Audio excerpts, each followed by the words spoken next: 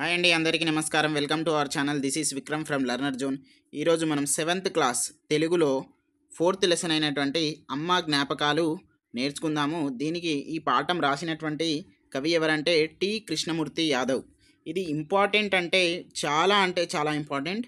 SGT మిత్రులకు అలాగే మనకు ఎస్ఏ మిత్రులకైతే 100% ఇంపార్టెంట్. దీంట్లో నుండి ఒక ఖచ్చితంగా బిట్ వస్తుంది ఎస్ఏ మిత్రులకు అలాగే ఎస్జిటి మిత్రులకు. ఖచ్చితంగా అంటే ఎవరికో ఒకరి దాంట్లో మాత్రం 100% వస్తుంది. ఎందుకంటే పోయినసారి చూసుకున్నట్లయితే ఎస్ఏ వాళ్ళకు దాదాపుగా 3 నుండి 4 దాకా వచ్చాయి. ఓన్లీ 3 నుండి 4 సెషన్స్ వచ్చాయి. టి కృష్ణమూర్తి యాదవ్ అమ్మ జ్ఞాపకాలు ఇచ్చారు. ఇదే అడిగారు, ఇంకేం అడగలే, అంతే. కాబట్టి ప్రతి ఒక్కరు కాన్షియస్గా నేర్చుకోండి, శ్రద్ధగా వినండి. మీకు ఏ డౌట్స్ ఉన్నా మేము ఉన్నాం కాబట్టి మీరు ఖచ్చితంగా శ్రద్ధగా వినాలని అనుకుంటున్నాము. మనము దీనికన్నా ముందు ఏంటిది, మీకు అమ్మ గురించి నేను కూడా రాశాను. మొన్న ఏంటిది మనకు మదర్స్ డే జరిగింది కదా, దానికి సంబంధించింది మన ఛానల్లో పోస్ట్ చేశాను, ఒకసారి చూడండి. మనకు టైటిల్ అమ్మకు సమయం ఉందా. దీని తర్వాత మీలో ఏమైనా మార్పులు అంటే మీరందరూ బాగానే ఉన్నారు, కానీ నాకెందుకో రాయాలనిపించింది రాశాను. ఒక్కసారి చూడండి. మీకు నచ్చినట్లయితేనే లైక్ చేయండి, నచ్చినట్లయితేనే షేర్ చేయండి. ఓకే అండి. మన ఛానల్ని కూడా మీరు ఎంతో ఆదరిస్తున్నారు, అలాగే సపోర్ట్ చేయండి, అలాగే మీ ఫ్రెండ్స్కి కూడా షేర్ చేయండి. మనం ఇప్పుడు పాఠం ఉద్దేశం చూసుకున్నట్లయితే అమ్మంటే ప్రేమ, అమ్మంటే ఆప్యాయత, అమ్మంటే అనురాగం. అమ్మ నిరంతరం తన కుటుంబం కోసం సేవలు చేస్తుంది. దేవుడు అంతటా ఉన్నాడని చాటడానికి అమ్మను సృష్టించాడు. ప్రతి ఒక్కరి ఇంట్లో కన్న తండ్రి కన్న తల్లి ప్రత్యక్ష దైవం. అంతే. నువ్వు గుడికి పోయినా దాన ధర్మాలు కోట్లు రూపాయలు చేయి, నీకు పుణ్యం వస్తుందో రాదో నేను గ్యారంటీ ఇవ్వలేను. కానీ మీ అమ్మ రోజు అమ్మకు సంతోషంగా ఒక 10 నిమిషాలు మాట్లాడు, ఒక 2 నిమిషాలు మాట్లాడు.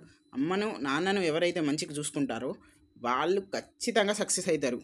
వాళ్ళు దేంట్లో అయినా వాళ్ళకి తిరుగుండదు. ఎందుకంటే గురువుల యొక్క ఏంటిది ఆశీర్వాదం, అమ్మా నాన్నల ఆశీర్వాదం, ఈ రెండు ఉన్నోడికి తిరుగు అనేది ఉండదు. అమ్మా నాన్నల శాపం, గురువుల శాపం ఎప్పుడు కూడా మన వెంట ఉంచుకోకూడదు. అంటే మనం ఎప్పుడు కూడా వాటి జోలికి పోవద్దు, వాళ్ళని ఎదురు చెప్పద్దు. కాబట్టి గురువు అయినా అమ్మా నాన్న అయినా మనకు ఖచ్చితంగా మంచే చెప్తారు. రేపు నువ్వు కూడా గురువు, రేపు నువ్వు కూడా ఒకరికి అమ్మ, రేపు నువ్వు కూడా ఒకరికి నాన్న అనేది గుర్తుపెట్టుకో ఏ పని చేసినా. కాబట్టి నేను చెప్పేది ఏంటిదంటే మీ తల్లిదండ్రులు ఉన్నన్ని రోజులే వాళ్ళకు మంచిగా చూసుకోండి. రేపు నువ్వు కూడా ముసలోనివి అవుతావు, నువ్వు కూడా ముసలమ్మవు అవుతావు, అది గుర్తుపెట్టుకోండి. ఓకేనా. ఇక్కడ చూద్దాం. అనురాగమూర్తి అయిన అమ్మ జ్ఞాపకాలు ఏంటిది నెమరేసుకుంటూ అమ్మ సేవలను, ప్రాధాన్యాన్ని, విలువను తెలపడమే ఈ పాఠం ఉద్దేశం. పాఠ్యభాగ వివరాలు వచ్చేసి మనకు ఇక్కడ మనం చూద్దాం. పాఠ్యభాగ వివరాలు వచ్చేసి మనకు ఈ పాఠం వచన కవిత ప్రక్రియకు చెందింది. ఏంటిది? వచన కవిత ప్రక్రియకు చెందింది. తెలుగులోనికి వచన కవిత ఆంగ్ల సాహిత్య ప్రభావంతో వచ్చింది.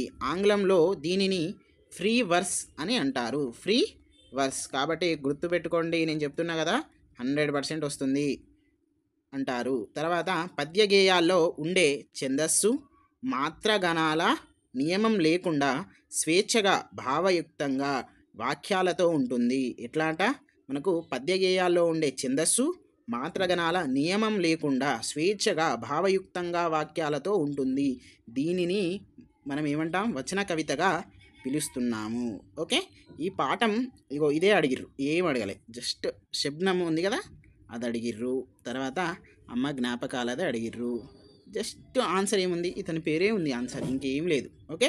నెక్స్ట్ ఈ పాఠం కృష్ణమూర్తి యాదవ్ రచించిన శబ్నం కవితా సంపుటిలోనిది. ఓకేనా. కవి పరిచయం చూసినట్లయితే మనము సామాన్యుని ఉచ్ఛ్వాస నిశ్వాసలను అక్షరాల్లోకి పొదిగి సామాన్య ప్రజల భాషల్లో కవిత్వం రచించిన కవి టి కృష్ణమూర్తి యాదవ్. ఎవరు? టి కృష్ణమూర్తి యాదవ్. వరంగల్ జిల్లా వరంగల్ అర్బన్ జిల్లా భీమదేవరపల్లి మండలం కొత్తపల్లి గ్రామానికి చెందిన ఈయన తెలంగాణ భాషలో యాసలో వచన కవిత్వంలో రాసిన కవులలో ఒకడు. ఓకేనా? మీకు ఈజీగా అర్థమవుతుంది అనుకుంటున్నాము. కాబట్టి మీరు సపోర్ట్ చేయండి. మీ సపోర్టే మాకు బూస్టింగ్, ఇంకేం లేదు. ఓకేనా? ఇక్కడ చూసినట్లయితే తన తొలి కవితా సంపుటి ఏంటిది? తొక్కుడు బండ. బిట్టు పడ్డది. ఇదే బిట్టు కూడా అడిగారు. ఎన్ని 3 బిట్స్ అయిపోయినాయి. శబ్దం ఒకటి, అమ్మ జ్ఞాపకాలు రచించింది ఎవరు? వచన కవిత. తర్వాత తొక్కుడు బండ. అయిపోయాయి. ఇట్లనే మనం తొక్కి పడేస్తాడు అన్నట్టు పేపర్ సెక్టర్. మనం దాన్ని బండ లెక్క ఉండాలి. ఓకే? తొక్కుడు బండతో సాహిత్య క్షేత్రంలో ప్రవేశించాడు. శబ్నం వీరి రెండవ కవితా సంపుటి. గ్రామీణ జీవితానుభవాలు, మధ్యతరగతి జీవన చిత్రణను తన కవిత్వంలో చొప్పించాడు. సరళమైన వచనాభివ్యక్తి నిరాడంబరమైన శైలి కృష్ణమూర్తి యాదవ్ ప్రత్యేకత. ఇది మనకు కవి పరిచయం అండి. కవి పరిచయంలో ఎక్స్పెక్టెడ్ క్వశ్చన్స్ చూద్దాం. ఎక్స్పెక్టెడ్ నంబర్ 1 వచ్చేసి ఏ ప్రక్రియకు చెందింది. నంబర్ 2 వచ్చేసి ఫ్రీ వర్స్ అనేది ఉంది కదా, దానికి సంబంధించింది అడుగుతారు. నంబర్ 3 వచ్చేసి రచించినటువంటి అమ్మ జ్ఞాపకాలు దేంట్లో నుండి తీసుకోవడం. శబ్నం. ఓకే? నెక్స్ట్ మొదటిది ఏంటిది? తొక్కుడు బండ. ఓకే? ఇవే అడుగుతారు, ఇంకేం లేదు. ఓకేనా? నెక్స్ట్ ఇక్కడ ప్రవేశిక చూద్దాం. అమ్మంటే ఆత్మీయ అనురాగాల కలబోత. అమ్మ మంకు చేసే పిల్లవాడికి చందమామను చూపిస్తూ గోరుముద్దలు తినిపిస్తుంది. అమ్మ గొప్పతనం మాటలకందనిది. కుటుంబం కోసం అమ్మ పడే తపన, ఆరాటం అనితర సాధ్యం. అమ్మ జ్ఞాపకాలను హృదయాన్ని హత్తుకునే విధంగా కవి ఎట్లా వర్ణించాడో చూద్దాం. ఓకే? మీరు కూడా నా కవితను, అది కవితనా వ్యాసమా అనేది పక్కన పెట్టండి. కానీ నేను మా అమ్మను గుర్తుపెట్టుకొని, సమాజంలో ఉన్నటువంటి ప్రతి తల్లిని గుర్తుపెట్టుకొని ఒక చిన్నగా రాశాను. మీకు ఆ లింక్ నేను కామెంట్ బాక్స్లో పెడతాను. మీరు సపోర్ట్ చేస్తారు. అది నచ్చితే లైక్ చేస్తారు, 10 మందికి షేర్ చేస్తారు అని నేను ఆశిస్తున్నాను. అది నా ఫస్ట్ అమ్మ మీదనే రాశాను. కాబట్టి మీ లర్నర్ జోన్ ఫ్యామిలీ అనేది మన లర్నర్ జోన్. మీరే ఇక ఫ్యామిలీ, మీరే హెడ్ దానికి. నేను మీ సేవకుడిని. ఈ సేవకుడి సేవ గుర్తిస్తారని అనుకుంటున్నాను. ఓకే? ఇక్కడ మనకు లెసన్ ఉందండి. ఇదంతా కూడా మనకు లెసన్ అంటే ఏంటిది? ఇదంతా కూడా మనము చదువుకోవాలి. ఓన్లీ మనము ఇంపార్టెంట్ పాయింట్సే చెప్తాము. ఓకే? ఇదంతా కూడా మనం చదువుకోవాలి. ఇక్కడ చూడండి, అమ్మ పిల్లలు వస్తున్నారు. ఏంటిది? మనకు పల్లికాయలు, పెసరకాయలు అవన్నీ కూడా తెస్తుంది అమ్మ పొలాల నుండి వచ్చినప్పుడు. అవన్నీ కూడా బాగుంటుంది. ఎంత మధురంగా ఉంటుందంటే, ఎంత మనము చదువుతా అంటే మన అమ్మ గుర్తొస్తుంది, మన పల్లెటూరు గుర్తొస్తుంది, మన ఊరు గుర్తొస్తుంది. అట్లా చదవండి. మీరు ఏ లెసన్ అయినా ఉండండి, అది చదువుతానంటే దాంట్లో దూరిపోవాలి.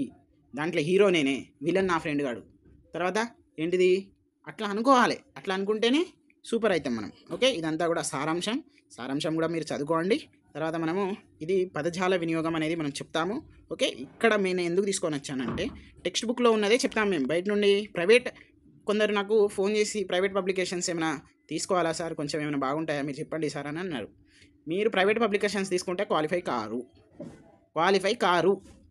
నేను కాను అంటే ప్రైవేట్ పబ్లికేషన్ తీసుకో. మరి నువ్వు ప్రైవేట్ పబ్లికేషన్ అని కాదా అని నువ్వు అడుగుతావు. 100% నేను ప్రైవేట్ పబ్లికేషన్ కాదు.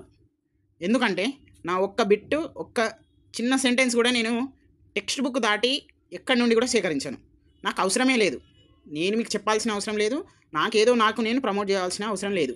కాబట్టి నేను చెప్పేది 2 ముక్కలు, 2 లెసన్లు, ఒక సబ్జెక్ట్ ఉన్నా కానీ నేను కరెక్ట్ చెప్తా. మిగతాది నాకు అవసరం లేదనేది నేను అనుకుంటా. కేశవరావు సారు సైకాలజీ ఎందుకు చెప్పినా అంటే, sir government faculty, sir SGT school assistant, ఏంటిది మనకు కరీంనగర్ డైట్లో పనిచేసిండు, వరంగల్ డైట్లో పనిచేసిండు. అంత టెక్స్ట్ బుక్లు రాసిండు అయ్యా. నువ్వు చదివే టెక్స్ట్ బుక్లు సార్ రాసిండు. అంటే నేను ఆయనకి ఎందుకు చెప్పినా అంటే, ఎక్సలెంట్, మీకు మార్కులు ఏడొస్తే ఆడపోవాలి, కానీ ప్రైవేట్ పబ్లికేషన్ మీద అయితే ఆధారపడద్దు. ఓకే? నెక్స్ట్ ఇక్కడ చూద్దాం. ఇక్కడ ఉత్వ సంధి అనేది మనకి ఇక్కడ పరిచయం చేయడం జరిగింది. ఇక్కడ రాముడు ప్లస్ అతడు అని ఉంది కదా, రాముడు అతడు. ఇక్కడ మనం ఒక్కసారి చూద్దాం. రాముడు ఇక్కడ ఉంది కదా, ఇక్కడ ఫస్ట్ ఆ ఉంది. ఇది పక్కన పెట్టేయండి. ఇదే మీరు చూడండి. ఫస్ట్ వచ్చిందా అది ఉత్వ సంధి, అంతే. ఫస్ట్ ఈ వచ్చిందా అది ఉత్వ సంధి. ఇట్లా ఏంటిది? స్టేజ్ నెంబర్ 50% మీరు గుర్తుపెట్టేయండి. ఇక అది ఉత్వ సంధి అంతే. ఇక అరే ఇవన్నీ ఉన్నాయి కదా, అవన్నీ పక్కన ఇంకో 50% అన్నా కదా నేను, ఇంకో 50% ఉంది. తొందరపడద్దు మనం. ఓకే? ఇక్కడ చూద్దాం. సోముడు ప్లస్ ఇతడు. సోముడు అంటే ఇది ఉత్వ సంధి. మనము ఇది ఉత్వ సంధి. అతడు ఇది ఉత్వ సంధి. ఉత్వ వచ్చేసినా? సరే, మరి ఆ ఈ ఊ ఏ ఉందా? ఇవి మీరు జస్ట్ గుర్తుపెట్టుకోండి అంతే, ఇంకేం లేదు. ఫస్ట్ ఊ వచ్చిందా పెట్టే, ఇంకా 3 ఉన్నాయా? మొత్తం 4 ఉంటాయి కదా. ఒక్కటే ఊ వచ్చిందా? అది ఉత్వ సంధి. 3 ఊలు వచ్చినాయా? ఒకటి రాంగ్ అన్నట్టు. లేదు 2 ఊలు వచ్చినాయి అంటే చెక్ చేయి. మ్యాక్సిమం 99% వాడు 2 కన్ఫ్యూజ్ చేయడానికి ఇవ్వడు. సందులలో అంతగా ఏమి ఇబ్బంది పెట్టాడు. ఎస్ఏటి మిత్రులకు, ఎస్ఏ మిత్రులకు మాత్రమే పెడతాడు. This is the fact. ఒక్కసారి పోయి ప్రీవియస్ పేపర్ చూసుకో. ఎక్కడ హార్డ్గా నేర్చుకోవాలో కాదు, ఎక్కడ ఈజీగా నేర్చుకోవాలి, ఎక్కడ తగ్గాలో ఎదగాలో కూడా నేర్చుకోవాలి. మనం ఏడబడితే ఆడ ఉన్నాయన్నీ రీసైట్ చేసుకుంటూ కూర్చుంటే మనకు 2 డిఎస్సీలు అయిపోతుంది. రేవంత్ రెడ్డి పోతాడు, రేవంత్ రెడ్డి మనవాడు కూడా వస్తాడు. ఓకే, నెక్స్ట్ ఇక్కడ చూద్దాం. ఇక్కడ మనకు మీరు ఒక్కడే గుర్తుపెట్టుకోండి, మొదటి పదంలోని చివరి అచ్చు ఊ ఉంటే అది ఉత్వ సంధి కావడానికి 50% ప్రాబబిలిటీ ఉంది. ఓకే, రెండవ పదంలోని మొదటి అచ్చుతో కలిసినప్పుడు మొదటి పదంలోని అచ్చు ఊ లోపిస్తుంది, రెండవ పదంలోని మొదటి అచ్చు అట్లాగే నిలిచి ఉంటుంది. ఓకే, అనగా ఉకారం మీద ఏదైనా అచ్చు వచ్చి చేరితే సంధి తప్పక జరుగుతుందట. ఈ ఊ అనేది మీద ఆ వచ్చినా, ఈ వచ్చినా, ఊ వచ్చినా, ఏ వచ్చినా ఏదైనా కూడా వచ్చి ఇదే డామినేట్ చేస్తుందట. ఓకే, నేను నార్మల్ ఫస్ట్గా ఇది చెప్పినప్పుడేమో అది 50%, ఇప్పుడు ఇంకో 50% ఎట్లా గుర్తుపెట్టుకోవాలో కూడా చెప్తా. ఓకేనా, నెక్స్ట్ రెండవ పదంలోని అట్లాగే నిలిచి ఉంటుంది, అనగా ఉకారం మీద ఏదైనా అచ్చు వచ్చి చేరితే సంధి తప్పక జరుగుతుంది. దీనినే ఉత్వ సంధి అంటాము. ఒక్కసారి వినండి. ఇక్కడ మనము ఇక్కడనే చూద్దాం. రాముడు ప్లస్ అతడు, రాముడా ఇక్కడ ఊ ఉందా? లేదు కదా. రాముడు లేదు కదా. రాముడా అతడు, రాముడా అంతే. ఏంటిది? మూడితాడు, సోముడు ప్లస్ ఇతడు, సోముడి. ఏంటిది? ఇది పక్కన పెట్టు, నేను నీకు నవ్వుతుంది కావచ్చు నేను చెప్తా అంటే, కానీ నీకు మార్క్ అయితే రాదు నవ్వుతే, కాబట్టి మంచి విను. సోముడి. డి అంటే ఏంటిది? ఈ వచ్చేసింది కదా. ఇది ఇక్కడ ఏంటిది? డామినేట్ చేస్తుంది, గుర్తుపెట్టుకో. మనము ఊ తర్వాత ఏంటిది? అతడెక్కడ ఇక్కడ వస్తుందా? అతడు అనేది వస్తుందా ఎక్కడైనా? రాముడు అని వస్తుందా? ఏంటిది? సెకండ్ పదం ఏదైతే ఇచ్చిండో అదే డామినేట్ చేస్తుంది కదా. సేమ్ అట్లాగే మనకు ఆన్సర్స్ కూడా అట్లనే ఐడెంటిఫై చేయాలి. 50% ఏంటిది? ఫస్ట్ ఉన్నదా? ఒక్కసారి 4 చూడు, ఒక్క నిమిషం పక్కనుని పేపర్ చూడకుండా నీ పేపర్ నువ్వు ఆ కంప్యూటర్లో ఒక్కసారి కళ్ళు దాంట్లో పెట్టు. 1 2 3 4 వచ్చిందా? పెట్టేయి. రాలేదా? చెక్ చేయి. అంతే, మ్యాథ్స్కి పోయినట్టు పోవాలి. నెక్స్ట్ ఇక్కడ ఇది టెట్ 2024లో అడిగారు. ఓకే, 24లో అడిగారు. ఉకారం అంటే ఏంటిది? ఉత్తు. ఓకేనా, ఉత్తు అంటారు. తర్వాత ఉత్తునకు అచ్చుపనం అయితే సంధి తప్పక జరుగుతుంది. ఉత్తు అంటే ఏంటిది? ఊ అంతే. ఇక్కడ చెట్టు ప్లస్ ఎక్కి ఏంటిది? చెట్టెక్కి. ఏ వచ్చింది? ఏంటిది? చెట్టెక్కి వచ్చింది. ఊ అనేది పోయింది. వాడు ప్లస్ ఎక్కడ? వాడెక్కడ. ఓకేనా, తర్వాత ఇవన్నీ కూడా మీరు చేసుకోండి. మీకు స్లైడ్ కూడా చూపెడతాను నేను. ఇగో ఇది చదువుకోండి, ఇది కూడా ఇంపార్టెంటే. మీ ప్రిపరేషన్ ఎట్లా ఉండాలంటే జస్ట్ నార్మల్గా ఇట్లా చేసుకోండి. వచన ప్రక్రియ, తర్వాత శబ్దం, కృష్ణమూర్తి యాదవ్, ఇగో ఇట్లా చేసుకోండి అంతే, ఇంకేం లేదు. ఇక ఇబ్బంది పెట్టవలసిన అవసరం ఏం లేదు, కాబట్టి నార్మల్గా చూపెట్టాను. మ్యాక్సిమం లెసన్ అంతా అయిపోయింది. ఓకే, నెక్స్ట్ మనకు కొన్ని అర్థాలు, తర్వాత కొన్ని పదాలు ఉన్నాయి, అవి అన్నీ కూడా నేర్చుకుందాం. ఓకే, ఇక్కడ చూసినట్లయితే అర్థాలు ఉన్నాయి. ప్రాంగణం అంటే ఏంటిది? ముంగిలి. ఏంటిది? గట్టున అంటే తీరం. అద్దకం అంటే ఏంటిది? బట్టలకు రంగు వేయడం అనేది, వేసే విధానం ఉంటుంది కదా, దాన్ని అద్దకం అంటారు. ఇప్పుడు మనము ఇక్కడ కొన్ని వదిలేసినాం కదా. అతడెక్కడ? అతడు ప్లస్ ఎక్కడ? బొమ్మను ప్లస్ ఇచ్చెను. తర్వాత మనిషి అన్నవాడు, మనిషి ప్లస్ అన్నవాడు. నేను చదువుకుంటా పోతానా? అరే చెప్తలేడు కదా మళ్ళీ అంటే, ఒక్కసారి ఆడ చెప్పినాం కదా, ఇక 10 సార్లు చెప్పుకుంటూ పోతే టైం మీకే వేస్ట్ అవుతుంది. కాబట్టి మీరు ప్రాక్టీస్ చేయండి. ఇవన్నీ కూడా పెట్టుకోండి. టెక్స్ట్ బుక్ని దాటి చేయకండి. ఎవడు ఎంత తోపోడు చెప్పినా కూడా వినకండి. ఇది మాత్రం నా రిక్వెస్ట్. మేన ప్లస్ అల్లుడు, మేనల్లుడు. పుట్టిన ప్లస్ ఇల్లు, పుట్టినిల్లు. తర్వాత ఏమి ప్లస్ అంటివి, ఏమంటివి. ఓకేనా, ఇక్కడ పర్యాయపదం చూసుకున్నట్టయితే మనకు కొన్ని ఇచ్చారు. బంగారం, కనకంబు, పుత్తడి, స్వర్ణం. ఇవన్నిటికీ కూడా మీనింగ్ ఒకటే వస్తుంది. కుందేలు అంటే చెవుల పిల్లి అని కూడా అంటాం, శశం అని కూడా అంటాం. దూడ అంటే లేగా అని కూడా మనకు తెలిసిన విషయమే. తర్వాత కొన్ని ప్రకృతి వికృతులు 3 ఇచ్చారు.